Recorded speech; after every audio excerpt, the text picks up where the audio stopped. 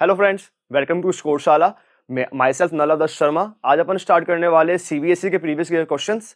मैंने पैटर्न ऐसा बनाया कि आप लोगों के लिए बड़ा आसान रहने वाला है और इसी पैटर्न से अपना जो चलने वाला है बोर्ड के अंदर सिमिलर आने वाले क्वेश्चन जो होंगे सिमिलर होंगे, हो सकता है ऊपर नीचे हो। ठीक है, पैटर्न ऐसा है कि पहले 2 मार्क्स के क्वेश्चन है, फिर 4 मार्क्स के और बीच बीच में 3 मार्क्स के क्वेश्चन मैंने डलवाए। तो फर्स्ट क्वेश्चन की तरफ बढ़ते हैं अब अपन। फर्स्ट क्वेश्चन अपना ये बोल रहा है जो कि 2 मार्क्स का है, 2020 में ही आया है। ठीक है, 2020 में ही आया है और इसका इस्तेमाल करेंगे अपन तो होपफुली शायद क्वेश्चंस आएंगे इससे सिमिलर। क्वेश्चन ये बोल रहा है कि हमारा ये ट्राइंगल है ए बी की, ए बी सी हमारा एक ट्राइंगल है ए बी सी। इसका हमें पेरीमीटर फाइंड आउट करना है। पेरीमीटर होता क्या है बच्चों? पेरीमीटर जितनी भी साइड्स है उनका एडिशन होता है, तो सारी साइड्स का एडिशन लिख देते हैं। तो पेरीमीटर के लिए मैं यहाँ पे पी आर लिख देता हूँ शॉर्ट में, और यहाँ पे लिख देते हैं हम A B C is equal to what, all the sides available है। तो वो साइड्स क्या है? A B plus B C, और साथ के साथ हमारे आ जाएगा यहाँ पे सी ए।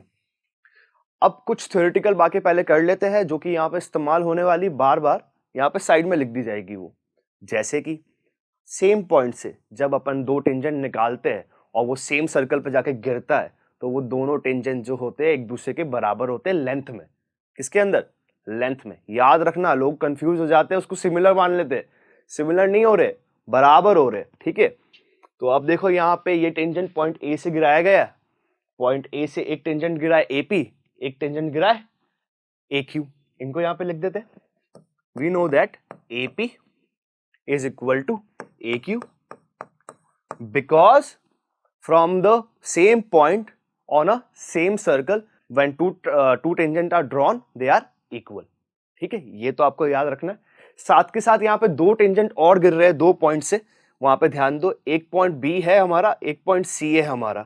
ठीक है, तो यहां से हमारा बीपी और यहां से हमारा बीडी भी सेम क्राइटेरिया से बराबर हो जाता है। ठीक है, तो इसको यहाँ पे लिख देते हैं हम कि हमारा बीपी एंड बीडी बराबर हो चुका है। ठीक है, आगे बढ़े हम बोलते हैं कि पॉइंट सी से भी सेम काम हुआ है, सेम कार्यक्रम चला है इसके अंदर भी। क्या हो सकता है? सी डी और सी क्यू बराबर, लिख देते हैं इसको हम C D and C Q बराबर। इन तीनों ही केसेस में क्या काम आया है वो मैं आपको ऑलरेडी एक्सप्लेन कर चुका हूं। आगे बढ़ते हैं हम, इसमें बात करते हैं कि भाई बीसी क्या है। बात करें हम पूरा बीसी, बीसी क्या है अपना? एडी प्लस डीसी है, तो इसको लिख देते हैं यहाँ पे हम। पेरीमीटर ऑफ एबीसी तो एस सच आ जाएगा, ए बी यहाँ पे आ गया, बीसी क्या हो गया हमारा? BD plus DC. तो हमने लिख दिया बीडी प्लस डीसी, और लास्ट में हमारा आ गया सीए, जो कि आ रहा था। लास्ट में आ गया हमारा सीए। अब यहां से नोट करने वाली बात यह है कि जो बीडी है, जो हमारा बीडी है वो बीपी के बराबर है। ठीक है, जो हमारा बीडी है वो बीपी के बराबर है। अगले वाले स्टेप में अपन इसको चेंज कर देंगे। सिमिलरली हमारा डीसी, अब डीसी बोलो कि सीडी बोलो, बात तो एक ही है ना। तो हमारा डीसी जो है किसके बराबर है? सीक्यू के बराबर है, तो हम यहाँ पे लिख देंगे सीक्यू। ओके, लिख देते हैं।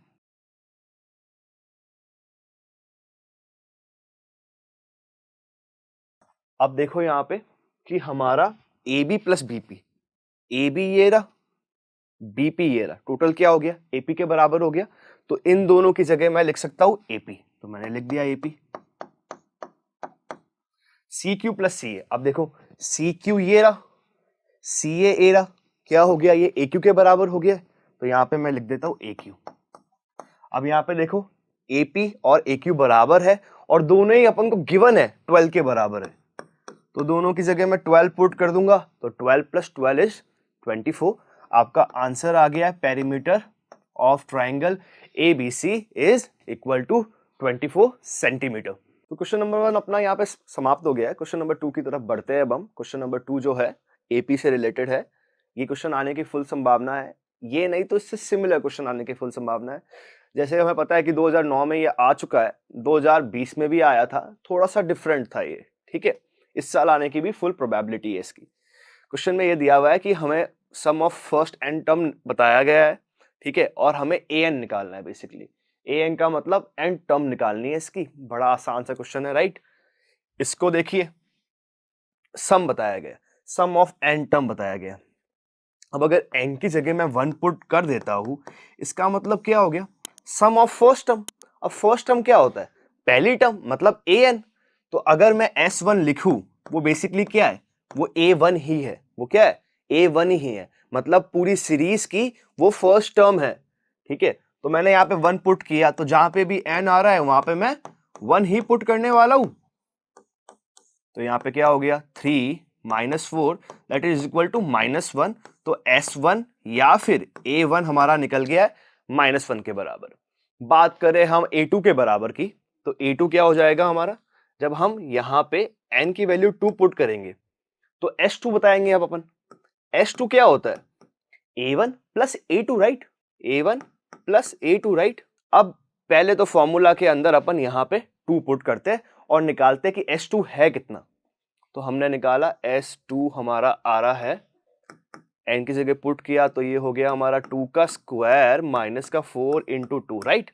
सॉल्व करते हैं इसको, 2 का स्क्वायर हो जाएगा 4, 4 इंटू 3 इज 12। तो यहाँ पे लिख देते हैं हम 12 माइनस 8, क्योंकि 4 इंटू 2 इज 8। कितना बचेगा हमारे पास में, आंसर आ रहा है हमारा 4 के बराबर। कितना आ रहा है, 4 के बराबर। अभी हमने बोला कि S2 क्या होता है, A1 प्लस A2। A1 की वैल्यू हमें पता है कितनी आ गई है, -1 के बराबर है। तो यहाँ पे -1 प्लस A2 लिख देंगे, यहाँ पे इसकी पुटिंग करा देंगे तो हमारा आंसर हमें नजर आता दिख जाएगा। यहाँ पे पुट करा देते हैं इसको, क्या हो जाएगा, -1 plus A2 is equal to 4।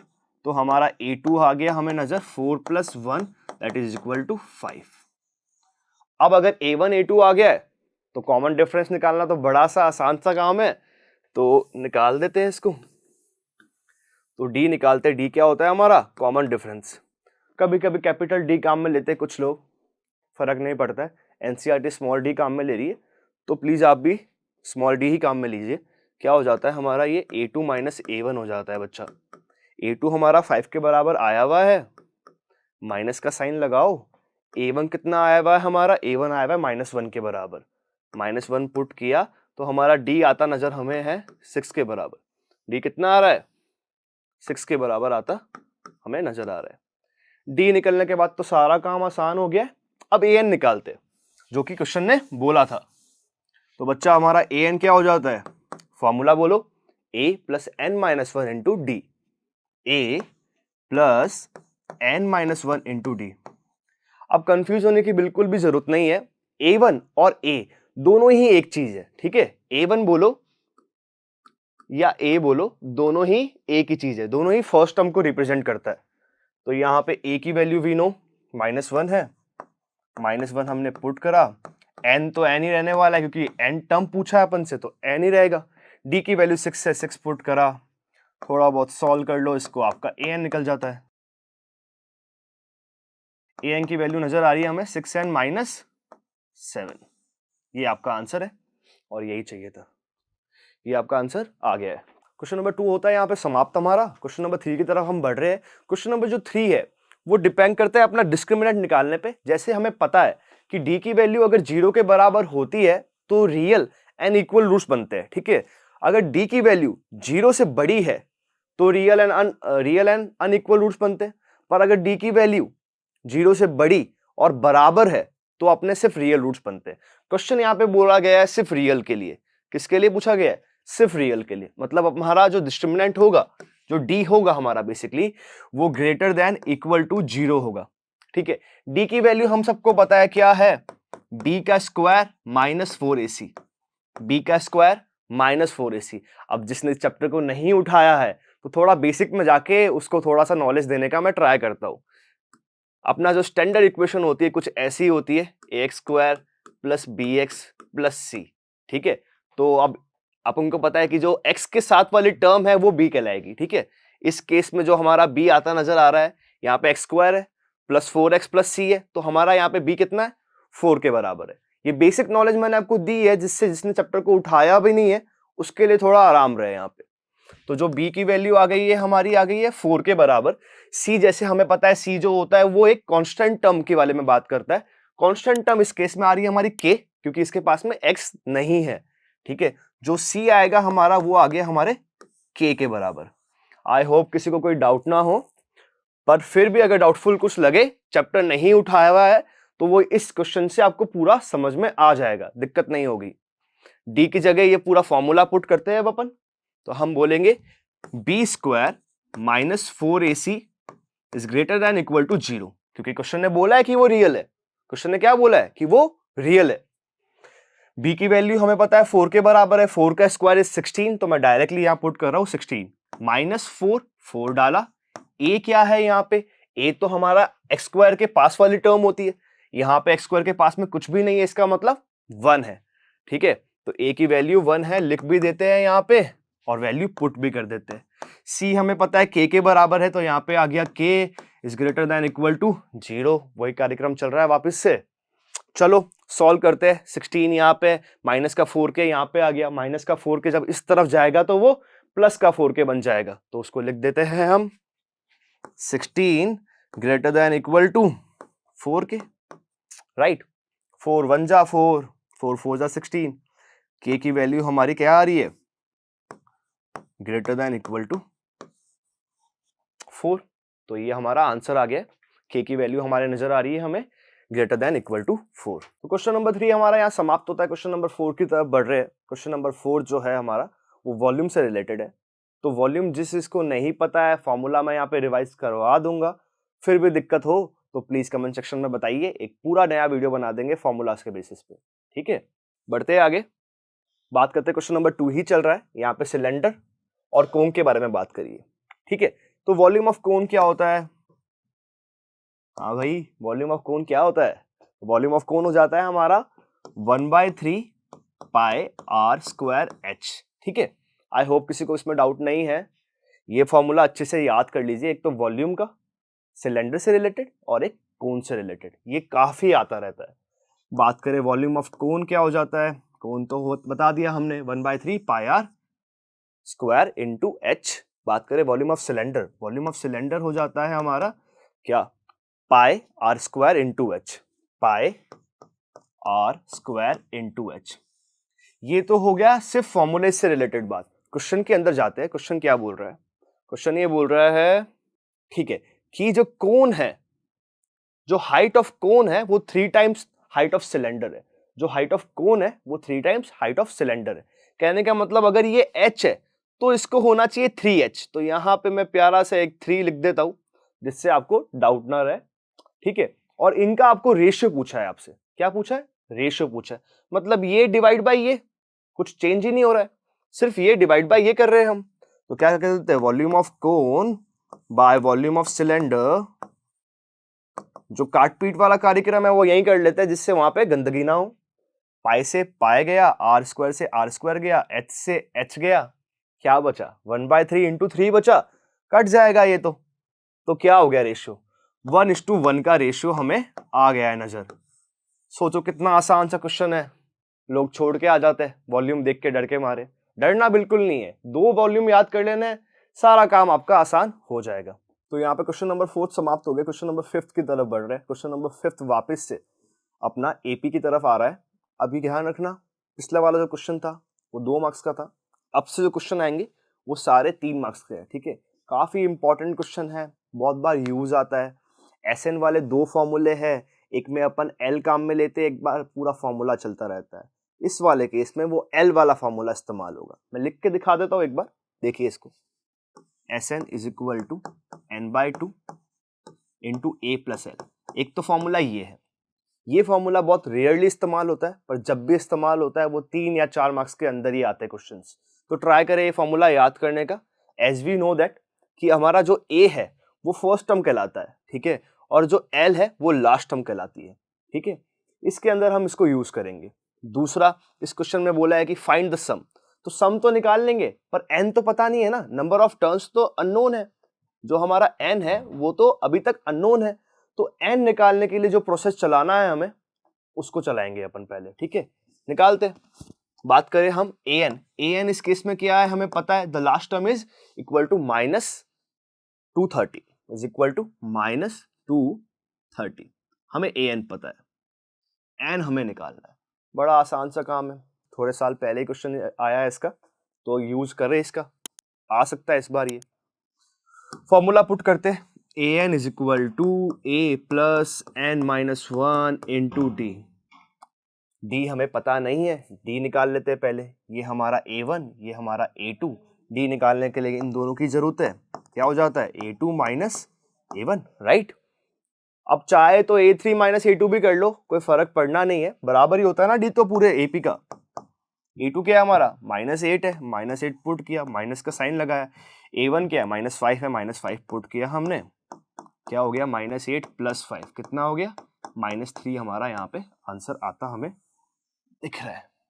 ठीक है, डी की वैल्यू हमें पता है, ए की वैल्यू हमें पता है, पुट करते ए एन की वैल्यू हमें पता है, एन निकल जाएगा। ए एन की वैल्यू पुट करी हमने -230, ए की वैल्यू हमें पता है कितने के बराबर है, -5 के बराबर है, -5 पुट करा, एन ही तो निकालना है, और डी हमारा आ चुका है -3 के बराबर। डी आ चुका है हमारा -3 के बराबर। थोड़ा बहुत सॉल्व करते हैं इसको हम। -5 इधर आएगा तो प्लस का 5 हो जाएगा, तो बच जाएगा हमारा -225। यहाँ पे बच रहा है हमारा n-1 और मल्टीप्लिकेशन में बचा है -3। अब हमें पता है कि अगर इस तरफ ये मल्टीप्लिकेशन में है तो इस तरफ आएगा तो ये डिवीजन में आ जाएगा, माइनस से माइनस जाएगा। 3 की टेबल में 225 आता है 75 टाइम्स, 75 पुट किया तो n-1 बचा हमारा 75 के बराबर, तो n आ गया हमारा 76 के बराबर। 76 कैसे आया भाई, -1 इधर गया तो प्लस का 1 हो गया, 75 + 1 इज 76। तो यहाँ पे हमारी n की वैल्यू आ गई है। अब Sn निकालना बहुत ही आसान हो गया हमारे लिए, क्यों? क्योंकि हमें ये पुराना वाला फॉर्मूला अच्छे से याद है, जो कि बोलता है Sn = n/2 × a + l, right. तो n की जगह आ गया हमारा 76 = 76/2। हमारा a है -5 के बराबर, और हमारा l है जो लास्ट टर्म है वो है हमारा -230 के बराबर। सॉल्व कर लेंगे इसको और हमारा आंसर आ जाएगा। नेगेटिव ऐड हो गया, ये -235/2। हाँ, थोड़ा बहुत उसको सॉल्व किया तो हमारा आंसर आ जाता है 8930 के बराबर। S75 का सम आ गया हमारा 8930 के बराबर, आपका आंसर आ गया। क्वेश्चन नंबर 5 यहाँ पे समाप्त होता है। क्वेश्चन नंबर 6 की तरफ हम बढ़ रहे हैं। क्वेश्चन नंबर जो 6 है हमारा, वही बेस्ड है हमारे वॉल्यूम और CSA वगैरह पे। एक चीज ध्यान रखनी, पूरे क्वेश्चन के अंदर जब भी ये वर्ड लिखा हुआ आ जाए कैनवा क्लोथ, इसका मतलब होता है कि हमें CSA फाइंड आउट करना है। क्या फाइंड आउट करना है? हमें CSA फाइंड आउट करना है। दो चीजें बोली इस क्वेश्चन में, पहला तो हमें वॉल्यूम फाइंड आउट करना है, और दूसरा हमें CSA फाइंड आउट करना है, जो कि इन्होंने इनडायरेक्टली हमें बोल दिया है। सारे फॉर्मूलाज मैं इस तरफ लिख देता हूँ, फिर इसको सॉल्व करते हैं। बात करें CSA, पहला फॉर्मूला यहाँ आ जाएगा, फिर वॉल्यूम, थर्ड फॉर्मूला अपन स्लांट हाइट का ले लेते हैं, जो कि हो जाता है r² + h²। दूसरा चीज, ऐसे टाइप ऑफ क्वेश्चंस के अंदर ध्यान रखना है कि डायमीटर दे रखा है कि रेडियस। अगर डायमीटर दे रखा है तो उसको हाफ कर दो पहले से और उसको रेडियस बना दो। जैसे इसके अंदर अपना डायमीटर क्या है, 24 है, तो आप यहाँ पे ऑलरेडी लिख के रख लीजिए 12 मीटर, जिससे आपको डाउट ना रहे, गलत आप करना दो। ठीक है, CSA हमारा हो जाता है πr/l के बराबर। L हम फाइंड आउट कर लेंगे अभी। ठीक है, L क्या होता है? Slant height. स्लांट हाइट और नॉर्मल हाइट में बहुत बड़ा डिफरेंस है, इनको सेम ना समझिए, बहुत अलग अलग चीजें हैं। पढ़ लीजिए पहले क्या बोला जा रहा है। वॉल्यूम की बात करें, वॉल्यूम क्या हो जाता है हमारा 1/3 πr²h। ठीक है, वॉल्यूम और CSA तो काफी आसान सा काम है। पहले लेंथ की बात कर लेते हैं, जो कि यहाँ पे बात करें, जिसको अपन ने L बोला है, वो हो जाता है अपना स्लांट हाइट। स्लांट हाइट की वैल्यू कैसे निकालेंगे? L = r का स्क्वायर। r है हमारा 12, 12 का स्क्वायर हो जाता है हमारा 144, राइट। यहाँ पे हमने लिख दिया 144। हाइट जो है वो 3.5 के बराबर है। 3.5 का स्क्वायर अप्रोक्सीमेटली 12.25 के बराबर आता है, वो हम यहाँ पे पुट कर देते हैं। इसको थोड़ा बहुत सॉल्व किया तो हमारा आ गया 156.25। अब देखने वाली बात यह है कि जब इनको देखे अपन तो इसका स्क्वायर जो है आसपास 12.5 के आ रहा है। ठीक है, 12.5 से आप मल्टीप्लाई करो अप्रोक्सीमेटली। ठीक है, 156 158 से आसपास ही आ रहा है, तो इसको आप अप्रोक्सीमेटली लिख के यहाँ पे लिख सकते हो कि ये 25/2 है, या फिर आप लिखना चाहो तो इसको लिख सकते हो 12.5 मीटर्स के बराबर है। तो हमारी स्लांट हाइट कितनी आ गई है? 12.5 मीटर्स के बराबर आ गई है। वैल्यूज पुट करेंगे आप स्लांट हाइट की और थोड़ा बहुत सॉल्व कर लेते हैं। पहले सी से निकाल लेते हैं, फिर वॉल्यूम निकाल लेते हैं, ठीक है। तो 12.5 याद रखना। तो हमारा L आ गया है 12.5 बोल लीजिए या फिर 25/2 बोल लीजिए, दोनों ही सही है। CSA की बात करते हैं हम। CSA कैलकुलेट करते हैं अब हम। CSA के केस में क्या हो जाएगा? पाई की वैल्यू हो जाएगी 22/7, उसको हम लिख देंगे 22/7 इंटू R। R की वैल्यू है 12 इंटू L। L काम में ले लेते हैं हम 25/2, थोड़ा आसान हो जाएगा कैलकुलेशन के हिसाब से। तो ये 25/2 काम में लिया हमने, 2 से 12 गया, 6 आ गया, थोड़ा बहुत और देख लो, 6 2 या 12, 132 इंटू 25/7, ठीक है।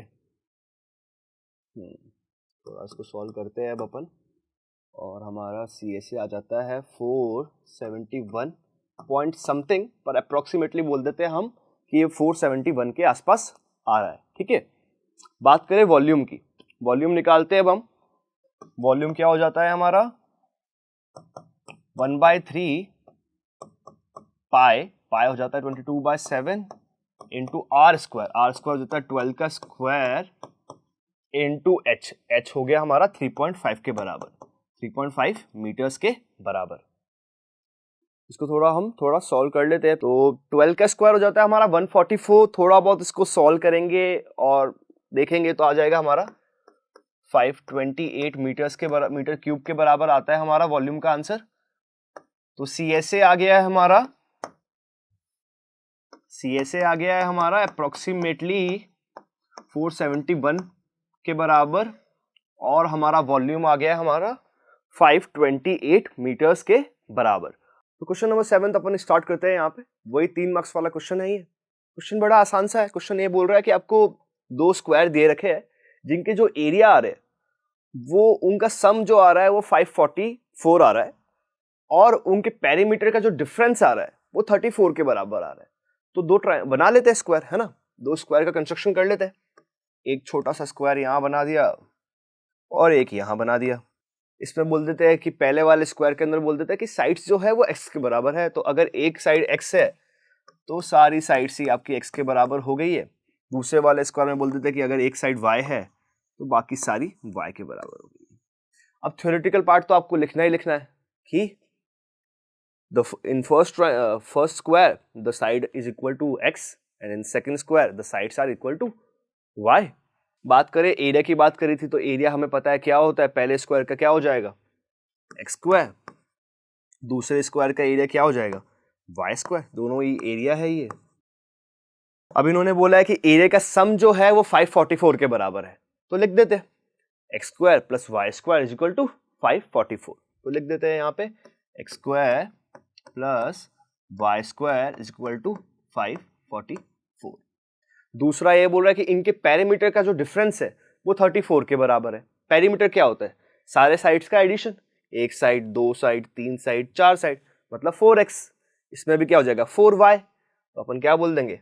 4x minus 4y is equal to 32। ठीक है। अब दो इक्वेशन है, दो अननोन है, कैलकुलेट करना है, काफी आसान सी चीज है। बट यहां से आप 4 कॉमन ले लीजिए और इधर डिवीजन में भेज देंगे तो क्या आ जाएगा हमारा? x minus y is equal to 8, क्योंकि 32/4 इज इक्वल टू 8 होता है। 32/4 इज इक्वल टू 8 ही होता है। तो हमारे पास दो इक्वेशन जो बन के तैयार हो गई है।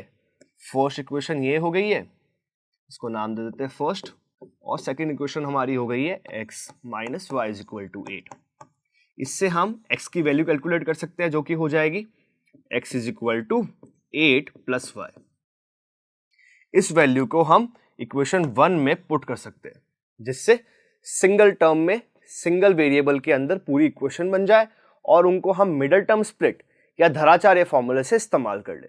धराचार्य फॉर्मूला इस्तेमाल मत करना, क्योंकि काम जो है, जो प्रोसेस है, वो कंपैरेटिवली लंबा पड़ जाएगा। मिडल टर्म स्प्लिट हमारे लिए कंपैरेटिवली आसान पड़ता है। वैल्यू पुट करते हैं इसमें, क्या हो जाता है हमारा ये 8 प्लस वाई का होल स्क्वायर, क्योंकि x की वैल्यू क्या है? 8 प्लस वाई है, हमने पुट कर दिया यहाँ पे। Plus y square is equal to 544 is equal to 544। खोलते हैं इसको, a प्लस बी का होल स्क्वायर के फॉर्म में खुल जाएगा। ये क्या हो जाता है, a का स्क्वायर, a क्या है यहाँ पे 8 का स्क्वायर हो जाता है 64 के बराबर, y का square y square plus 2ab, 2 into a मतलब 8 इंटू 2 इज 16 इंटू y, तो यहाँ पे आ जाता है 16y plus y square is equal to 544। ठीक है, ये क्या हो जाएगा, y square plus y square 2y square plus 16y। ठीक है, 544 उधर से इधर आएगा तो नेगेटिव हो जाएगा और सब्ट्रैक्ट होगा 64 से, तो बच जाएगा हमारा माइनस का 480 समथिंग। ठीक है, यहां से आप 2 से डिवाइड कर दो पूरी इक्वेशन को, थोड़ा और आसान हो जाएगा। क्या हो जाएगा, हो जाएगा हमारा, यहाँ पे हो जाएगा हमारा y square plus 8y minus का 240 इज इक्वल टू 0। अब इस पर मिडल टर्म स्प्लिट करना बहुत ही आसान है। इस वाले पार्ट को ऐसे दो हिस्सों में तोड़ना है जिससे उनका एडिशन या सब्ट्रैक्शन 8y के बराबर आ जाए और उनका मल्टीप्लिकेशन माइनस का 2y स्क्वायर के बराबर आ जाए। ठीक है, अब सोचो क्या हो सकता है, 20 माइनस 12 करेंगे तो कितना आता है, 8 आता है। 20 इंटू माइनस 12 करेंगे तो आ जाता है अपना माइनस का 240। कर देते हैं इसको, तो y स्क्वायर तो y स्क्वायर रहने दो, प्लस का 20y माइनस का 12y माइनस का 240 इज इक्वल टू 0। कॉमन लेते हैं पहली दो में से, y कॉमन आ जाएगा तो y प्लस 20। इन दोनों में से कॉमन क्या ले सकते हैं अपन, इन दोनों में से कॉमन ले सकते हैं अपन 12 कॉमन ले सकते हैं, तो 12 कॉमन ले लेंगे, माइनस का 12 कॉमन ले लिया तो क्या बचा, y plus 20 is equal to 0। अब देखो y प्लस 20 कॉमन ले लिया तो क्या हो गया, y plus 20 into y minus 12 is equal to 0। मतलब y की दो वैल्यू आती हमें यहाँ से नजर आ रही है। y की वैल्यू आ रही है एक माइनस 20 और एक प्लस 12। y की वैल्यू क्या आ रही है, माइनस 20 और एक प्लस 12। अब जो साइड है वो नेगेटिव तो हो नहीं सकती है, तो माइनस 20 को अपन ने काम में नहीं लेना है। बात करें y की वैल्यू 12 काम में लेंगे हम। ठीक है, y की वैल्यू 12 काम में लेंगे हम, और ऐसे ही हम अब x निकाल सकते हैं, ऐसे ही हम x निकाल सकते हैं, क्योंकि इक्वेशन जो थी सेकंड वाली वो क्या थी, y x minus y is equal to 8।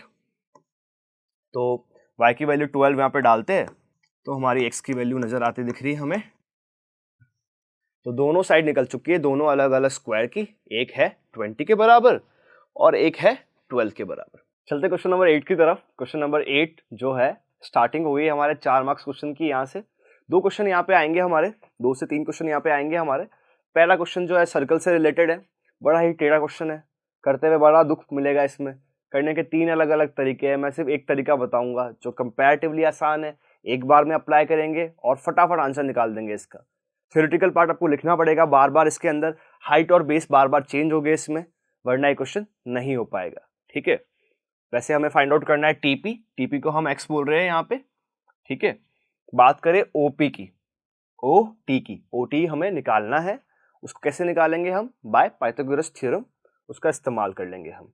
अगर ये x है और ये इधर वाला 5 है तो हमें पता है कि जो p है वो 90 डिग्री है, तो हमारा OT क्या हो गया, 90 डिग्री के अपोजिट वाली साइड इज ऑलवेज हाइपोटेन्यूस, तो हमारा OT आ जाता है under root of x square plus 5 का square, under root of x square plus 5 का स्क्वायर। एरिया निकालते हैं अब डायरेक्टली, तो अपन बोलते हैं ट्राइंगल का area OTP is equal to half into base, half into base, base में इस्तेमाल कर लेता हूं ये OT, तो बेस हमारा हो गया क्या, under root x square plus 5 square.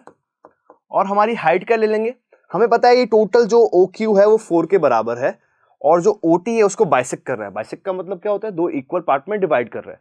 तो अगर ये पूरा 8 के बराबर है तो इतना इतना पार्ट 4 के बराबर हो गया, तो हाइट हम काम में ले लेते हैं RP। RP किसके बराबर है, 4 के बराबर, तो यहाँ पे मैंने लिख दिया प्यारा सा 4। ये तो हो गया एरिया निकालने का पहला तरीका। अब दूसरा तरीका मैं इस्तेमाल कर रहा हूं कि मैं बेस और हाइट दोनों को बदल दूंगा, मेरी मर्जी है, उसको मैं बदल दूंगा, जिससे क्या होगा, वेरिएबल सिमिलर आएंगे और x की वैल्यू निकालना कंपैरेटिवली आसान हो जाएगा हमारे लिए। तो हम क्या बोलते हैं, एरिया ऑफ ट्राइंगल OTP, वापस से हाफ इंटू बेस, बेस में ले लेता हूं इस बार TP को, TP हो गया हमारा x, TP हो गया हमारा x, और हाइट में ले लेता हूं 5 सेंटीमीटर के बराबर, हाइट में ले लेता हूं 5 सेंटीमीटर के बराबर। ये अपना सेकंड तरीका हो गया एरिया निकालने का। अब है तो दोनों एरिया ना, तो इन दोनों को मैं एक दूसरे से इक्वेट कर सकता हूं, इन दोनों पार्ट को एक दूसरे से इक्वेट कर सकता हूं। तो मैं इसको लिख देता हूं, half into under root of x square plus 5 का square into 4 is equal to half into x into 5। Half से हाफ गया, दोनों तरफ स्क्वायर कर दो, जिससे क्या होगा, हमारा काम आसान हो जाएगा। तो लिख देना यहाँ पे स्क्वायरिंग बोथ साइड।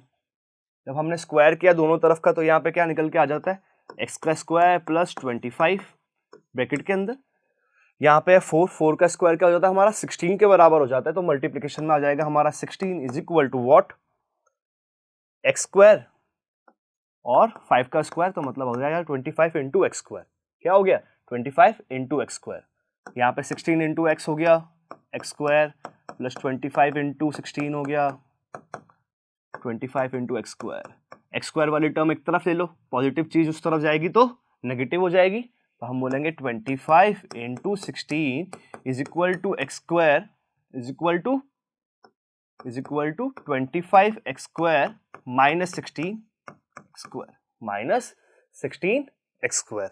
ठीक है, जो कि आती है हमारे 9 के बराबर। तो हम बोल देंगे 25 into 16 is equal to 9x square. थोड़ा बहुत सॉल्व कर लेते हैं इसको और इसका आंसर निकालने का ट्राई करते हैं। तो आ जाता है हमारा x square is equal to 25 into 16 into 9। अब ये जो फॉर्म है, सबसे फटाफट सॉल्व करने का तरीका यही है कि यहाँ से स्क्वायर हटाओ, इसको डालो अंडर रूट के अंदर। 25 अंडर रूट क्या हो जाता है, 5 हो जाता है। तो हमारा x की वैल्यू क्या आ रही है, 5। 16 को बाहर निकालेंगे अंडर रूट से तो 4 हो जाएगा, और 9 को बाहर निकालेंगे अंडर रूट से तो 3 हो जाएगा। 5 4 जा 20 हो जाएगा, और x की वैल्यू हमें नजर आ रही है 20/3 के बराबर। कितनी आ रही है, 20/3 सेंटीमीटर आ रही है हमारा। मतलब हमारी जो TP था वो निकल चुका है। सबसे आसान तरीका इसको सॉल्व करने का। इसके अलावा बहुत सारे तरीके और है, प्रूफ भी है बहुत सारे, बट प्लीज ये इस्तेमाल करिए क्योंकि कंपैरेटिवली आसान पड़ेगा आपके लिए। क्वेश्चन नंबर 9 की तरफ बढ़े अपन। क्वेश्चन नंबर जो 9 है वो 4 मार्क्स का क्वेश्चन है, बड़ा इंपॉर्टेंट है। चैप्टर नंबर 14 का क्वेश्चन है। इसके अंदर अपन को 2 फ्रीक्वेंसी अननोन दी हुई है, F1 और F2। टोटल फ्रीक्वेंसी का जो सम है वो 40 के बराबर आ रहा है। निकालने का तो मीडियन तरीका है ही, फॉर्मूला अपन को पता ही है, फॉर्मूला का इस्तेमाल करेंगे इसके अंदर अपन। उसके अलावा अपन को दे दिया है कि मीडियन जो है वो 32.5 के बराबर है। 32.5 का मतलब कौन सी सीरीज में लाई करेगी, वो ऑब्वियसली इसमें लाई करेगी, ऑब्वियसली वो इसमें लाई करेगी। इसकी लोअर लिमिट है 30, इसकी अपर लिमिट है 40। ये आपको अच्छे से याद रखना है। एन जो है हमारा आ गया 40 के बराबर, जो हमारा एल है वो यहाँ से आ गया 30 के बराबर। लोअर लिमिट है ना, तो उसका हमारा एल जो आ गया वो 30 के बराबर आ चुका है। ठीक है, बात करें एफ की, एफ जो है हमारा 12 के बराबर आ गया। ठीक है, बाकी तो फॉर्मूला अगले वाले पेज पे है ही अवेलेबल, वैल्यूज पुट करते हैं और आंसर निकालते हैं। एल मैंने बताया अभी किसके बराबर है, 30 के बराबर। तो एल की जगह 30 पुट किया। नंबर ऑफ टर्म्स हमारे पास 40 है, तो यहाँ पे हम 40/2 लिख देते हैं इसको। CF हमें निकालना है ना, क्यूमुलेटिव फ्रीक्वेंसी हमें कैलकुलेट करनी है, वो हम अभी कर लेते हैं। यहाँ पे एक टेबल बनाइए, क्यूमुलेटिव फ्रीक्वेंसी नाम दीजिए। ये हमारा F1 है, इसको F1 रहने दीजिए। अगला वाला क्या हो जाएगा, F1 + 5 लिख दीजिए, F1 + 5। अगला वाला क्या हो जाएगा, F1 + 5 + 9 कितना हो गया, F1 + 14। ठीक है, हमें यहां तक ही चाहिए होता है। CF पूछा गया है, मतलब इस वाले से जस्ट ऊपर वाला CF क्यूमुलेटिव फ्रीक्वेंसी कितनी आ रही है, F1 + 14 आ रही है। फॉर्मूले के अंदर हम पुट कर देते हैं यहाँ पे F1 + 14। हाइट कितनी है, 40 - 30, राइट। सबके बीच में गैप कितने का है, 10-10 का ही तो है। सबके बीच में गैप कितने का है, 10-10 का ही है ना। तो H की जगह हम पुट कर देंगे 10। F की बात करें तो F तो मैंने अभी जस्ट बताया कितने के बराबर आ रहा है, 12 के बराबर आ रहा है। यहाँ पे 12 पुट कर देंगे हम। यहां से हमारी दूसरी इक्वेशन निकल जाएगी। क्या हो गया ये, 30 plus 20 minus F1 minus 14/12 into 10। ठीक है, थोड़ा बहुत सॉल्व करते हैं इसको और आंसर निकालते हैं। कितना आ रहा है? 30 प्लस 14 और 20 का सब्ट्रैक्शन हो जाएगा अपना 6 बचेगा, तो 6 माइनस F1/12 इंटू 10 तो है ही है। सॉल्व कर लो थोड़ा इसको, 6 से गया 5 से गया, एलसीएम ले लो और सॉल्व हो जाएगा। और मीडियन तो हमें पता है कितने के बराबर है, 32.5 के बराबर है, 32.5 के बराबर है। वैल्यू यहाँ पे हमने पुट कर दी है। सॉल्व करते हैं, बीच वाला पार्ट हटा देते हैं, 32.5। यहाँ से हमारी F1 की वैल्यू निकल के आ जाएगी।